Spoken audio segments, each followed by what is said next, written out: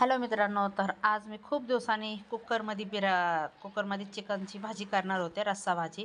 ते पण तर्रीदार. आणि तुम्हाला माहिती आहे का, कुकरमध्ये जर चिकनची भाजी केली तर खूपच तर्रीदार आणि खूपच टेस्टी होते. तर आज मी म्हटलं करायचंच. खूप दिवस झाले आपण नेहमी पातेल्यात कढईत करतो आणि कधी घाई असेल ना तर 20 ते 25 मिनटात तुमची चिकनची भाजी तयार होते रस्स्याची मस्तपैकी.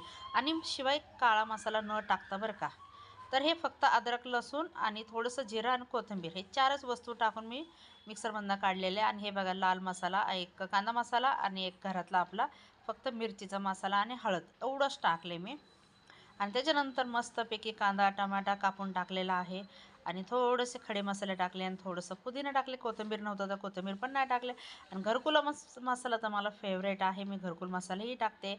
मॅगी मसाला असला तर मॅगी मसालाही टाकते. तर बहुतेक होतं का नव्हतं काय आठवत नाही. आणि त्याच्यानंतर मग हे मस्तपैकी सगळं टाकले मी. आणि त्याच्यानंतर फ्राय केले, म्हणजे नाही का. आणि इतकं पाणी जेवढं लागेल तेवढंच टाकायचं, कारण आपल्याला म्हणजे क्वांटिटी किती तुम्ही जण आहे, 3 4 5 जण जेवढं असेल तेवढं क्वांटिटी.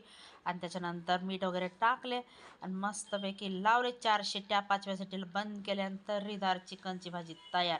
आणि एवढी टेस्टी झाली होती, एवढी टेस्टी झाली, खरंच खूप टेस्टी झाली होती. त्याच्यानंतर मी भात घेतले, चिकनची भाजी घेतले, मस्त खायला लागले, एवढी छान लागले होते.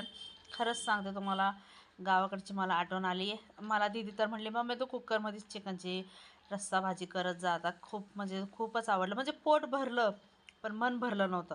असं तर एवढं टेस्टी भाजी झाली होती. तुम्हाला पण माझं हे व्हिडिओ आवडला तर प्लीज शेअर करा आणि लाईक करा आणि कमेंट करा. चला तर मग बाय.